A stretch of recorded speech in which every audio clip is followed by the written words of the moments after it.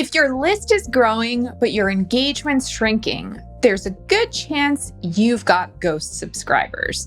People who stopped opening, clicking, or caring. Most brands don't even notice until it's hurting their results. In this episode, I'll share how to spot disengagement early and how to bring people back with the right strategy before you lose them for good. I'm Larissa Werstiak. For nearly a decade with my agency, Joy Joya, I've been helping women-focused product-based e-commerce brands grow with more intention, creativity, and clarity.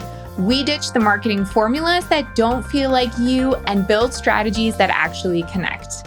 Subscriber drop-off happens to every single brand that does email marketing. Someone signs up, engages for a while, maybe even makes a purchase, and then nothing. No opens, no clicks, no response. If you've ever looked at your email list and wondered, where did everyone go? You're not alone. It's a normal part of managing a healthy email list. When subscribers stop engaging, it doesn't always mean you're doing something wrong or attracting the wrong people. Often it's simply a sign that their needs have changed or your emails aren't speaking to them right now. When this happens, the key is not to panic, but to get curious. So why is it so important to care about this? Why not just kind of ignore it and pretend it's not happening?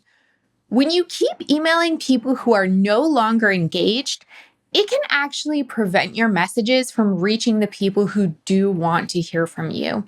Inbox providers like Gmail pay close attention to how recipients interact with your emails, whether they open, click, or mark them as spam, and then they use that data to decide if your future emails should land in the inbox or not. It also costs you money. Many email platforms charge based on list size, so holding on to disengaged contacts can be wasted budget. By focusing just on the people who are actively engaging, you can build stronger relationships with your most loyal subscribers and improve your results overall. So how do you know who's engaged and not engaged? This is not something you should be doing manually. Even if your email list is small enough to review subscriber by subscriber, that process won't scale. And I want you to have a list that scales.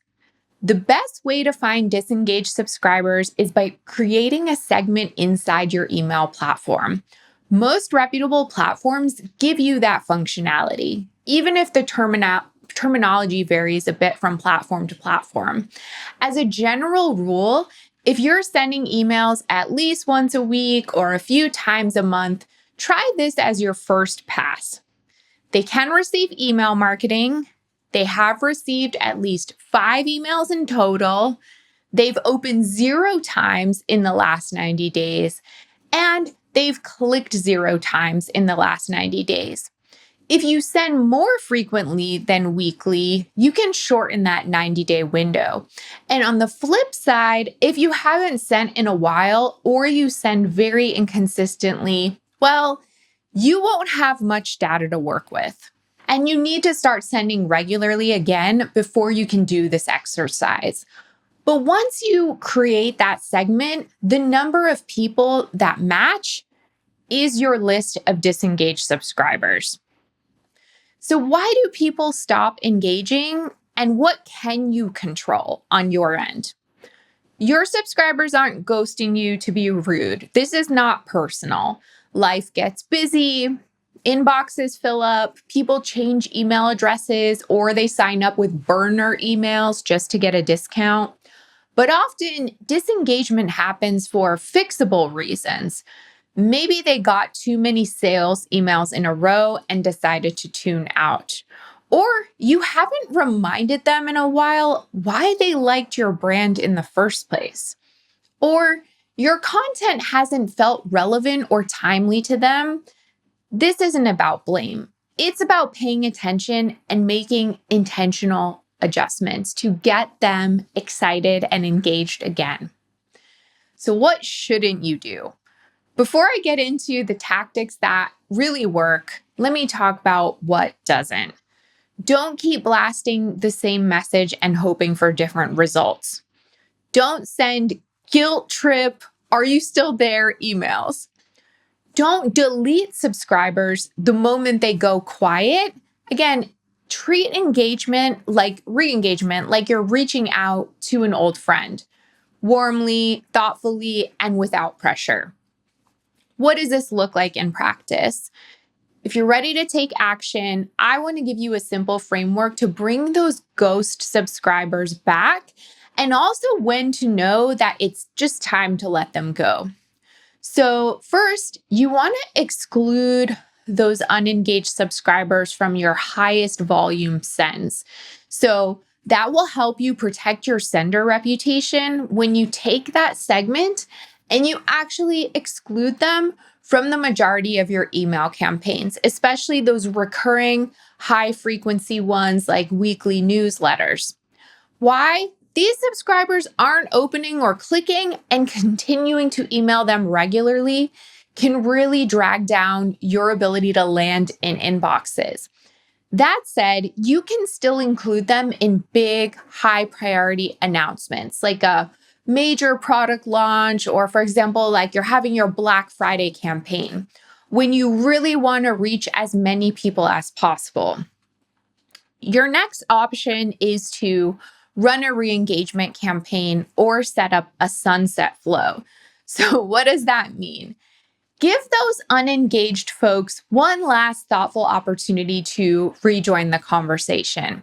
If you're new to this and you've never sent a re-engagement email before and don't have a sunset flow, you're going to send a one-off re-engagement email.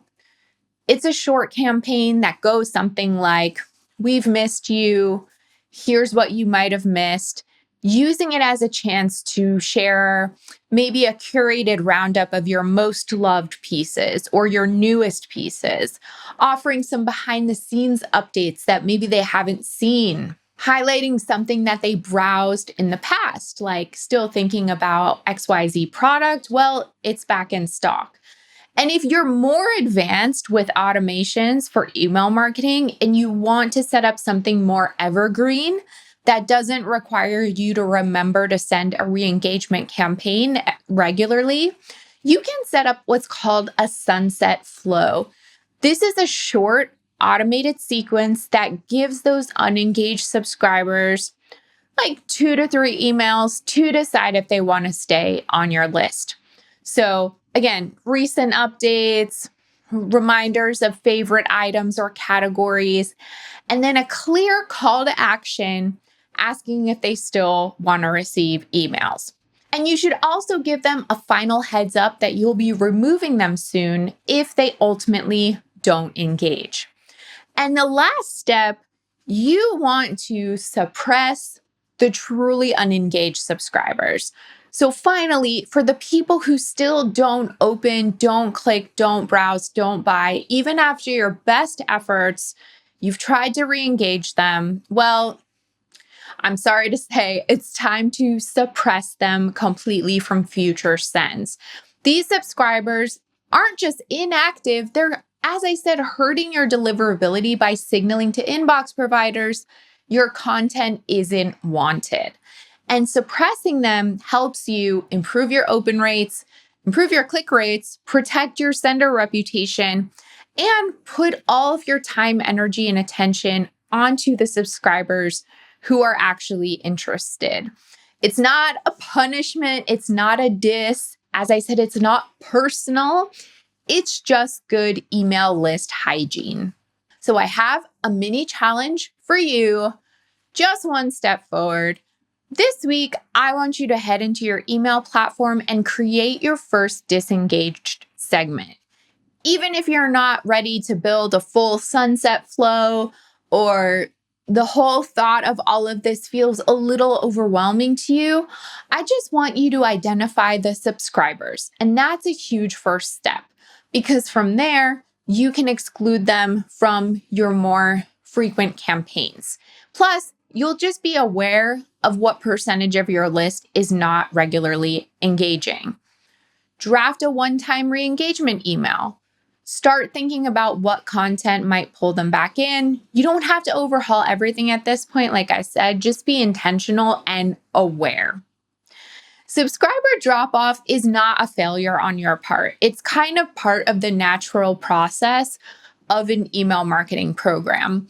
The brands that thrive don't avoid or fear disengagement. They manage it with clarity, care, and strategy. Some people will come back, some people won't. That's okay. When you clean up your list, you make room for stronger relationships, better performance, and a clearer signal of who's really paying attention.